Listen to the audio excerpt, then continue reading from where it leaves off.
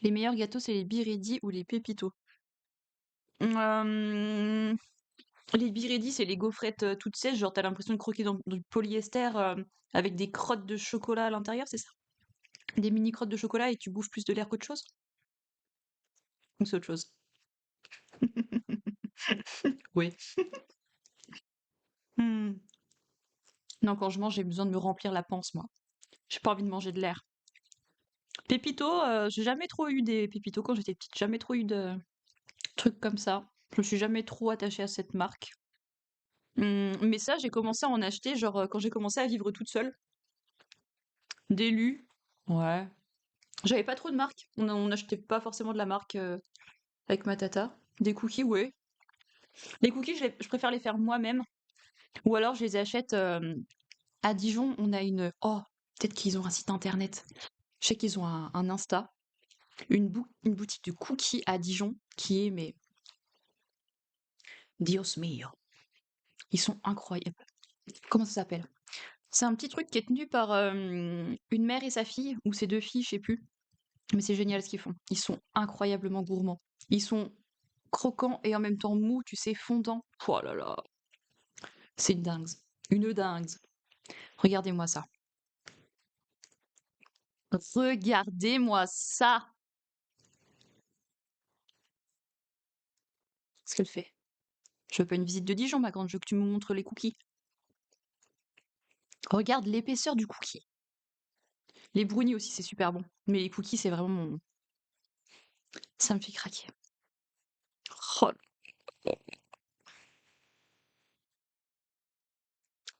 Pour moi, Coffee's, c'est vraiment les meilleurs cookies. Les meilleurs cookies. C'est pas de l'industriel, donc c'est incomparable. Ça, c'est des vrais cookies de gens qui font leurs cookies eux-mêmes, qui ont leur business, leur boutique. C'est comme du pain Leclerc ou du pain d'une baguette de boulangerie, tu vois. C'est incomparable. Industriel, il y a des trucs qui sont très bons aussi, bien sûr, hein, mais là, oh là là là là. Oh, mon Dieu. Cookie du mois, le bretzel. Ah ouais. Ah ouais. Hmm. Ah ouais. Alors moi, mon préféré dans la liste, je pense que c'est le Nutty, chocolat au lait, noisette, classique. Très très bon, chocolat au lait, noisette. Pas de chocolaté, chocolat noir. Le Darky est très très sympa aussi. Très très cool. Hmm. Le Milky, classique, chocolat au lait. Mais je préfère quand même le Nutty parce qu'il y a les noisettes qui rajoutent quelque chose. J'aime trop les noisettes. Et le matcha aussi est très sympa. Très original, tu sens vraiment bien le goût de matcha, mais c'est pas amer. Ça a vraiment un goût de thé matcha, mais ultra gourmand. C'est vraiment très très cool. Hmm.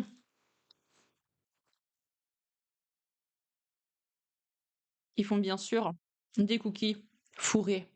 Oui. Hmm.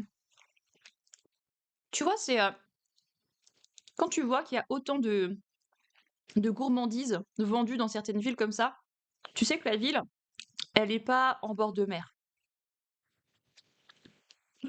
Dijon, c'est pas en bord de mer. Les gens, ils vont pas se baigner, tu vois. Dans le sud, t'as l'impression ils mangent que des fruits, c'est méditerranéen, il n'y a pas de cookies, il n'y a pas de merde comme ça. Là, Dijon, c'est au milieu de la France, au milieu des champs, des plaines. Il n'y a pas d'eau. Il y a des lacs, mais bon. Donc on peut se faire kiffer. Hmm. Le bueno, chocolat blanc, chocolat au lait, pâte à tartiner blanc noisette. Ouais. Le sneaky. Chocolat au lait, cacahuètes torréfiées, fort au caramel. Ça fait vraiment le cookie aux sneakers. Très très sympa. J'approuve. Le peanut aussi. Oh, il est excellent le peanut. Mm. C'est comme le darky, sauf qu'ils ont rajouté des cacahuètes et du beurre de cacahuète. Par pitié quoi, mais nourrissez-moi. Nourrissez-moi. Il faut même des cookies à la commande. Pâte à tartiner, ça c'est nouveau, je savais pas. Mais ils font des cookies genre mini ou alors des tailles comme si c'était des gâteaux en fait. Et tu découpes dans le cookie tes parts. Pour ça, c'est pas des cookies durs quoi. Vraiment, tu les coupes et ils sont fondants. C'est excellent. Hello Choupi, comment vas-tu? Je parle de cookies, navré. Je suis un peu obsédée par les cookies. Surtout les cookies de chez Coffee's à Dijon. Ah ouais. Ça, c'est le spéculoos. Ça, c'est le matcha. Ça doit être le... Ah, je me rappelle plus. Le sneaky, maybe. Ça, c'est le praliné. Alors, celui-là, je ne sais pas. Quilloté. Oui, le matcha. C'est ce que j'étais en train d'expliquer il y a à peine 30 secondes, Timoréo. Mais je vois que tu m'écoutais pas, quoi. Tant pis. Le bio, c'est pour les riches. Ouais. Je suis tellement riche, si tu savais. Tellement. Les trucs bio, en vrai, je suis assez dubitative. J'aime l'initiative, bien sûr, parce que c'est tellement bien de pouvoir manger des aliments qui ont moins de pesticides, bref, meilleure qualité. Par contre, il y a tellement de dérives, dans le sens où il y a certaines entreprises qui ne sont pas bio, mais elles ont assez de thunes pour acheter le logo, le label. Donc c'est pas bio, ça, c'est de la merde comme, enfin c'est de la merde. Il y a tout autant de pesticides que des produits pas bio, c'est pas bio, mais ils se vendent bio, ils se disent bio parce qu'ils ont acheté le label.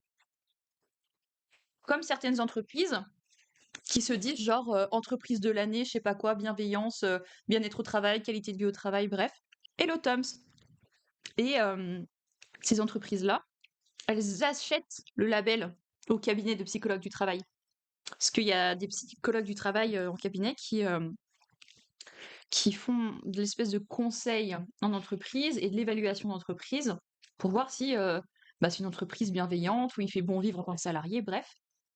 Euh, et très souvent, les entreprises, c'est de la merde. Elles le savent, elles n'ont pas envie de s'emmerder avec une vraie évaluation.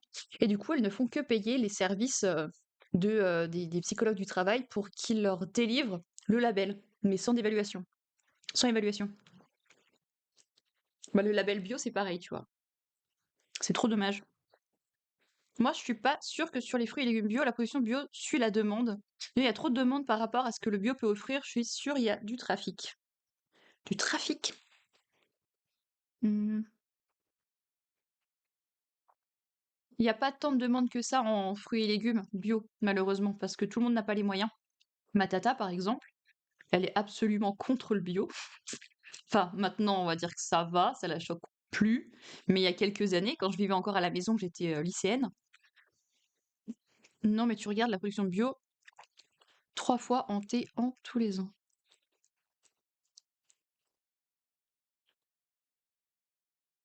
On fait x3 en tonnes par an tous les ans.